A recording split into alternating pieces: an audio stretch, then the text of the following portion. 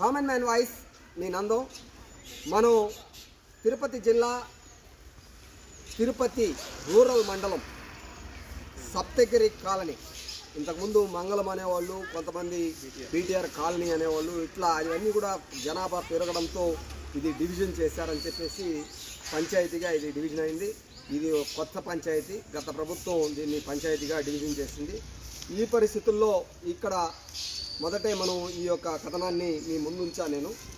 ఇది జగన్నాథం నాగరాజు గారికి ఆర్టీసీ పోర్టర్గా పనిచేస్తున్నప్పుడు 1985లో ఎన్టీ రామారావు గారు గృహస్థు పథకం కింద ఇచ్చారు. అందులో నాగరాజు గారు మన ముందు లేదు, ఆయన ఆరోగ్య సమస్యలతో చనిపోయారు. ఇక్కడే ఉంటూ ఇక్కడ వసతులు లేని కారణంగా వెళ్ళిపోయి ఆ ఆరోగ్య సమస్యలతో చనిపోయారు. వాళ్ళ బ్రదరు, వాళ్ళ అన్న జగన్నాథం గారు మనతో ఉన్నారు. అయితే దురదృష్టం ఏమంటే, ఇది ఎప్పుడైతే ఆరోగ్యం బాగా లేకుండా నాగరాజు గారు ఈ ప్రాంతంలో ఉన్న గుడిసెను వదిలేసి బయటికి వెళ్ళారో అప్పుడే ఈ స్థలం మీద కబ్జాదారులకు కన్నుబడింది. ఆ కన్నులో భాగంగానే ల్యాండ్ టైటిలింగ్ యాక్టు తీసుకురావడం గత ప్రభుత్వం.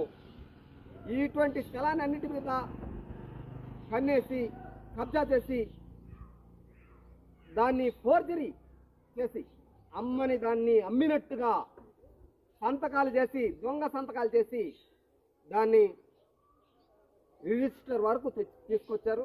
కాబట్టి అట్లా 2-3 చేతులు మార్చేశారు. అయితే అమ్మలేదు అంటూ ఈరోజు అసలైన మనిషి మన ముందు వచ్చి నిలబడ్డారు. జగన్నాథం గారు చనిపోయిన నాగరాజు గారి సంతకం కూడా ఫోర్జరీ చేశారు. అసలు అది కూడా ఆయన ఇంగ్లీష్లో పెట్టేవాళ్ళు, వీళ్ళు దొంగ సంతకం తెలుగులో పెట్టి ఫోర్జరీ చేసి దాన్ని అమ్మేసి రిజిస్టర్ చేశారని తెలియవస్తుంది. ఇప్పుడు మనతో జగన్నాథం గారు ఉన్నారు, ఆయనతో నేరుగా మాట్లాడదాం. చెప్పండి జగన్నాథం గారు, ఏం జరిగింది? మీకు ఎన్టీ రామారావు పీరియడ్లో ఇచ్చారని చెప్తారు, నిజమేనా? ఎన్టీ రామారావు పీరియడ్లో ఇచ్చారు. 85లో ఇచ్చారా? మీరు హెడ్ మేస్ట్రీ అప్పుడు యూనియన్ ఉన్నింది. ఏమి యూనియన్ ఉన్నింది? సిఐటి యూనియన్ ఉన్నింది. అప్పుడు యూనియన్ తరఫున మీరు పోరాడారా? మీరు ఇప్పుడు మీ తమ్ముడు గారికి దీన్ని ఇచ్చేసారు, అమ్మేసినారు. తమ్ముడు భార్యకి ఇచ్చారు, పుష్పలతకి ఇచ్చారు, మరదలు. ఇప్పుడు దీని విషయం మీకు తెలుసా? ఇప్పుడు దీన్ని ఫోర్జరీ చేసి మీ సంతకాన్ని వేరే వాళ్ళకి అమ్మేసి ఇప్పుడు రిజిస్టర్ కూడా చేసేస్తున్నారని చెప్పి తెలిసిందా? వచ్చే రచ్చ కూడా చేశారా? దీన్ని ఖండిస్తున్నారా సీరియస్గా?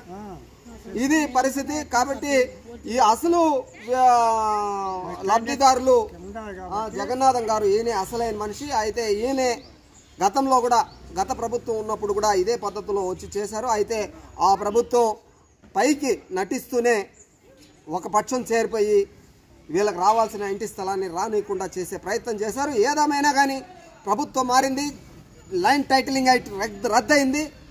మన జగన్నాథం గారు అదేవిధంగా కుటుంబ సభ్యులు మొత్తం కూడా ఏకోన్ముఖంగా చుట్టూ ఉన్న ప్రజల సహకారంతో ఈ స్థలాన్ని రక్షించుకునే ప్రయత్నం చేస్తున్నారు.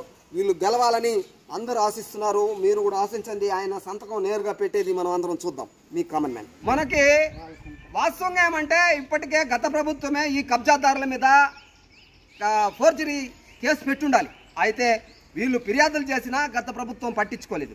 ఇప్పుడైనా ఖచ్చితంగా ఫోర్జరీ కేసు పెట్టాల్సిందే అనేది డిమాండ్. ఎందుకంటే లేకపోతే ఇట్లాంటి వాళ్ళకి రెక్కలు వచ్చేస్తాయి ఈ దొంగలకంతా. కాబట్టి మనం ఖచ్చితంగా వీళ్ళ మీద దొంగ సంతకం ఎవరైతే పెట్టారో, అదేవిధంగా దొంగ బాండ్లు ఎవరైతే సంపాదించారో, అదేవిధంగా ఇంకా రకరకాలుగా ఈ యొక్క ఇంటి స్థలాన్ని కబ్జా చేయడంలో రకరకాల ట్విస్టులు ఉన్నాయి. ఈ ట్విస్టులన్నింటినీ ఛేదించాలంటే ఖచ్చితంగా ఈయన సంతకం మనం కరెక్ట్ అయిన సంతకం పెట్టించి కోర్టుకు అప్పగించాల్సిన అవసరం, ఫిర్యాదు చేయాల్సిన అవసరం.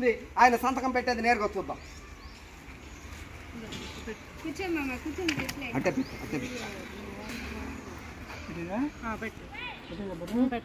అక్కడే పెట్టండి.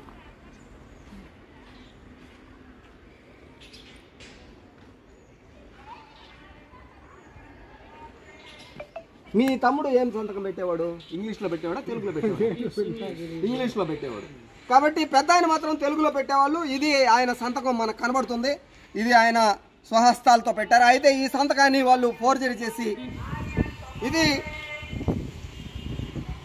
ఫోర్జరీ చేసిన సంతకం. ఇది మన జగన్నాథం గారు పెట్టిన సంతకం. దీనికి ఎంత తేడా ఉందో మనం గమనించవచ్చు. చూడండి, అసలు సంబంధమే లేదు.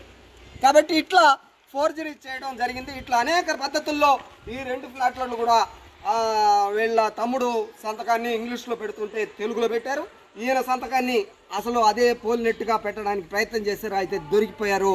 ఇప్పుడు ఖచ్చితంగా ప్రభుత్వం, ఇది కూటమి ప్రభుత్వం, ప్రజల ప్రభుత్వం, మంచి ప్రభుత్వంగా చెప్పుకోబడుతుంది. కాబట్టి ఈ మంచి ప్రభుత్వం ఈ కబ్జాదారుల మీద ఖచ్చితంగా ఫోర్జరీ కేసు పెట్టాలని చెప్పి నిన్నటి రోజు ఈ కబ్జాదారుల మీద కేసు నమోదు చేయాలని చెప్పి కలెక్టర్ని కలిశారు ఈ కుటుంబం.